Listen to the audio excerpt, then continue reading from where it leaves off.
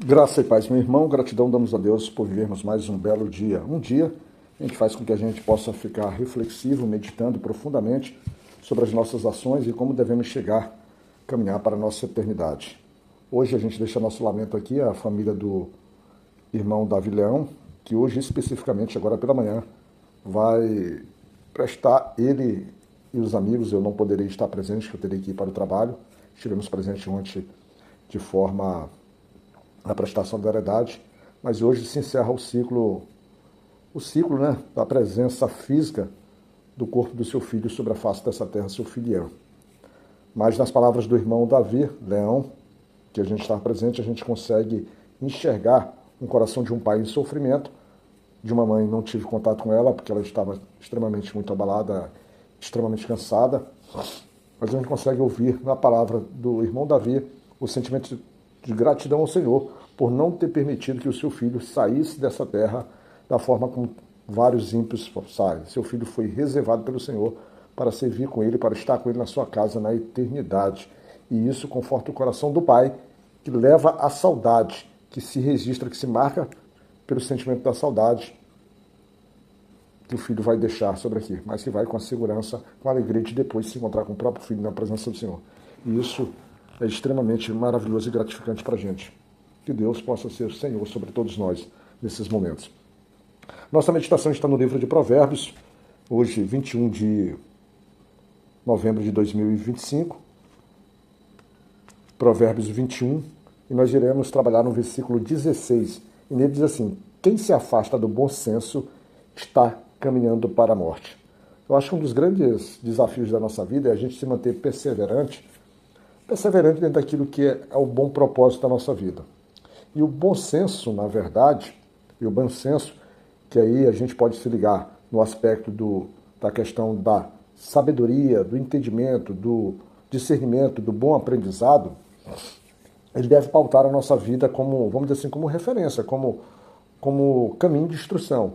Até porque a gente vem sempre batendo, vem sempre relembrando que a sabedoria se constrói inicialmente pelo princípio do temor ao Senhor. Então, uma pessoa que tem a sua vida pautada no temor do Senhor, pautada no zelo pela palavra, pautada na necessidade de ter um relacionamento íntegro, direto, sincero, pautado pela inteireza do coração, pela sinceridade do coração daquele que quer se aproximar de Deus, ou daquele que é conduzido para se aproximar de Deus, aquele que é pautado pela, vamos dizer assim, pela sua boa querência, pela sua resistência mínima de ser transformado, de ser moldado. Esse é alguém que de fato vive com bom senso.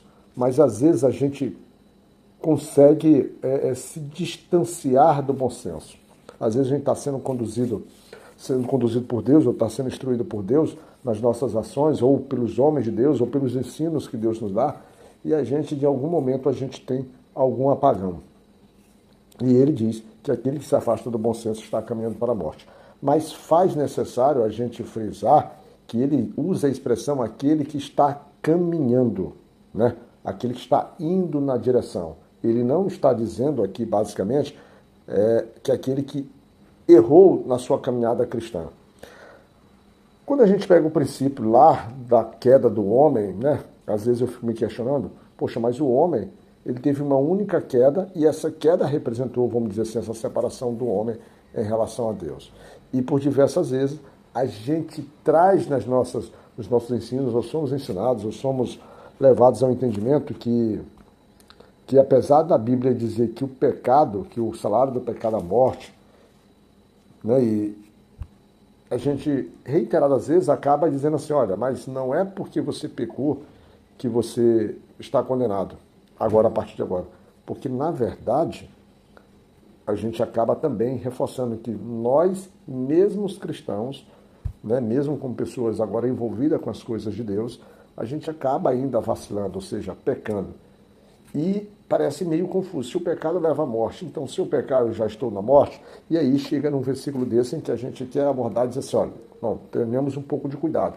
Porque se nós vivêssemos assim, seria algo angustiante. Até nós temos algumas religiões, ou algumas, vamos dizer assim, algumas igrejas, que muito apresentam esse aspecto naquilo que a gente conhecemos como perda ou não da salvação, ou salvo ou não para sempre. Eu sempre digo que diferentemente de muitos amigos, né, que têm muito mais conhecimento do que eu da palavra,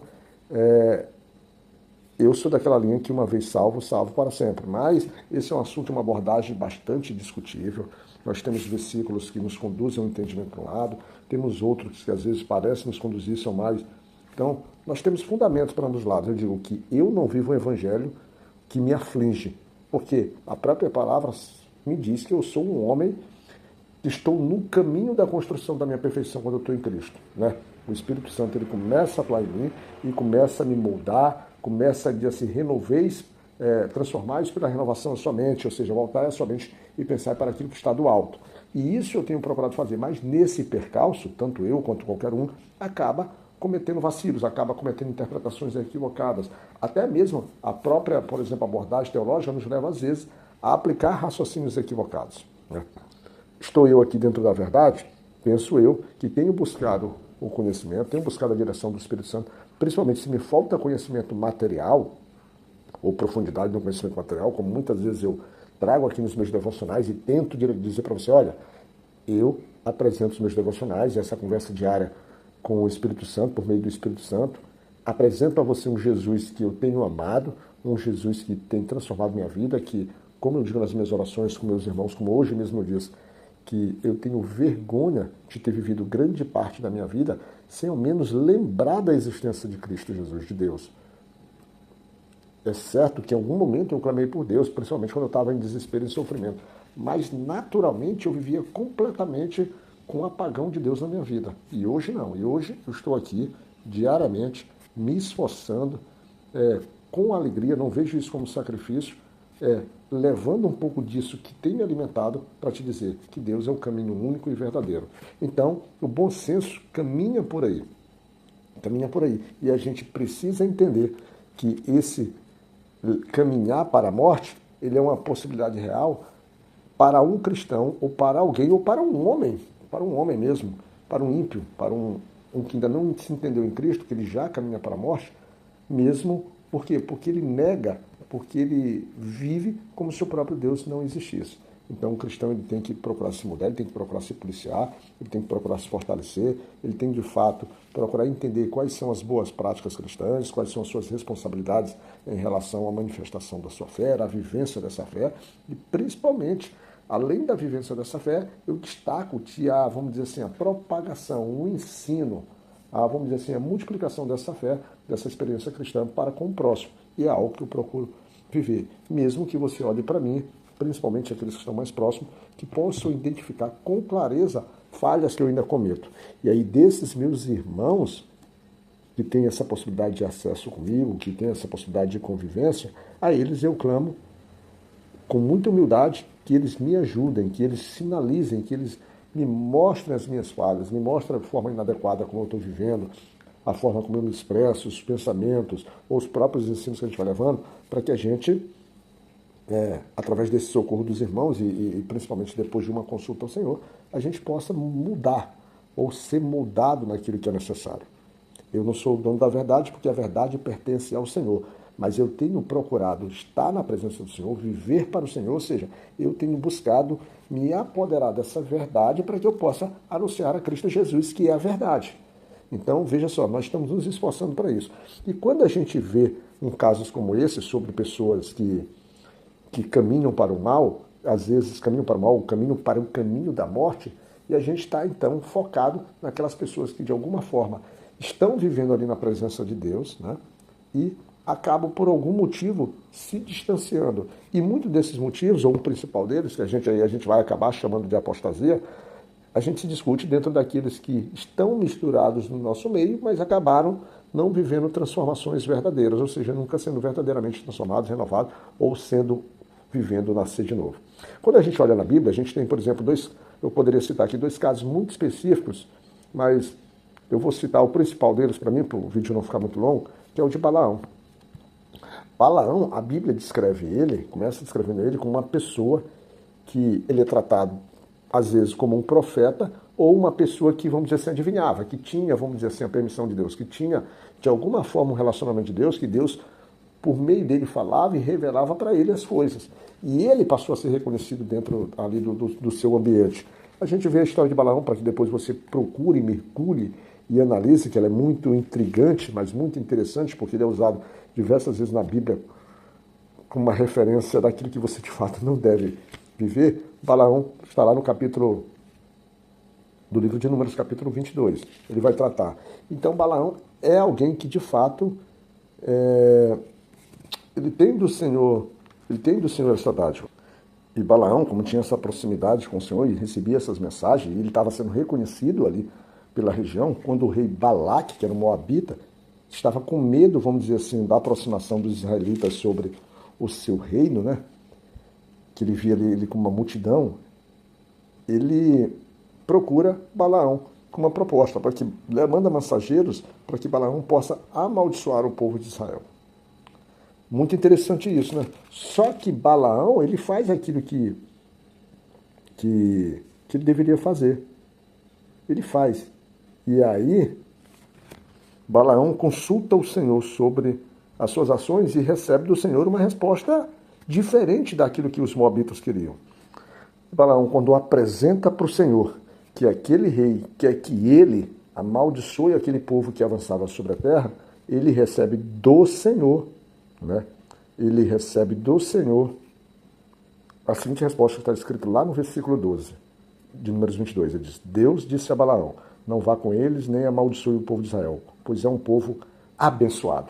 Então, Balaão já sabe o que tem que fazer e ele faz. O problema é que Balaão, ele se vê tentado novamente, ele se vê, vamos dizer assim, ele dá essa resposta, mas muito provavelmente com seu coração já com uma certa tristeza, porque esses mensageiros, eles trazem presentes, trazem vantagens financeiras. E o que piora, porque ele mantém a sua posição, faz o que Deus manda, mas assim que os mensageiros voltam, agora novos mensageiros, novos presentes, mais recursos, mais benefícios, Balaão se vê tentado e vai novamente testar novamente o Senhor para ver se o Senhor muda de ideia. E o Senhor coloca essa possibilidade, porque o Senhor já se ira com Balaão e coloca essa possibilidade. E no caminho, você vai ver na história, vai acontecer várias coisas a ponto que, em resumo, no final Balaão ele passa a ser tomado como exemplo de alguém que perdeu esse bom senso. Que perdeu esse bom senso e que ele entra no caminho da morte. A gente, por exemplo, pode tentar confirmar um pouco disso quando você vai lá, por exemplo, lá em 2 Pedro, vamos lá em 2 Pedro no Novo Testamento, capítulo 3, não, capítulo 2, né, versículo 15. Nesse versículo, no livro de 2 Pedro, olha o que é dito. Andam perdidos porque se desviaram do caminho certo. Segue o caminho de Balaão, filho de Beó, que cobiçou o dinheiro que ia receber fazendo mal. Você vê que é uma característica. Essas pessoas que naturalmente aqui a gente está trabalhando, que se afastam do bom senso, são pessoas que elas têm o privilégio de conhecer o caminho da verdade. Elas passam a ser direcionadas, elas se misturam no nosso meio, mas ainda assim ouvindo, ainda assim sendo instruído, elas acabam não participando, elas acabam provando, elas acabam participando. Isso tem até um versículo que eu acho lá em Hebreus, deixa eu ver se eu acho, em Hebreus 4, 6, deixa eu ver se eu acho aqui. Hebreus 6, versículo 4, que é muito discutido no campo da apostasia, mas que pode retratar um pouco isso. Pessoas que experimentaram, ele diz assim, ó, como é que pessoas que abandonaram a fé podem se arrepender de novo? Elas já estavam na luz de Deus, já haviam experimentado o dom do céu e recebido a sua parte do Espírito Santo. Aí ele vai continuar, mas a gente vai ficar bem por aqui. Então, irmãos, para você que às vezes nem crente que ainda nem se envolveu efetivamente, mas se você já está tendo a experiência, se você já está tendo a dádiva de Deus, se Deus já está te conduzindo, está te instruindo, já está colocando pessoas, já está trazendo com que a mensagem venha ter ouvido, seja um terreno fértil. E não haja como essas pessoas que têm essa oportunidade e, de certa forma, continuam com corações obstinados, endurecidos e recusando a operação de Deus verdadeiramente da fé. A essas pessoas, nós podemos dizer, são pessoas que se afastam do bom senso de receber o Senhor, o bom senso de serem lavados pela palavra, serem instruídos, serem transformados, renovados, conduzidos a uma perfeição que eles ainda não conhecem. E aí a sua dureza acaba mantendo eles em trevas. Não seja dessa forma, tá? Te atenta e te permita viver o novo de Deus. Fica na graça de Deus Pai Todo-Poderoso e que Deus te cuide, meu irmão.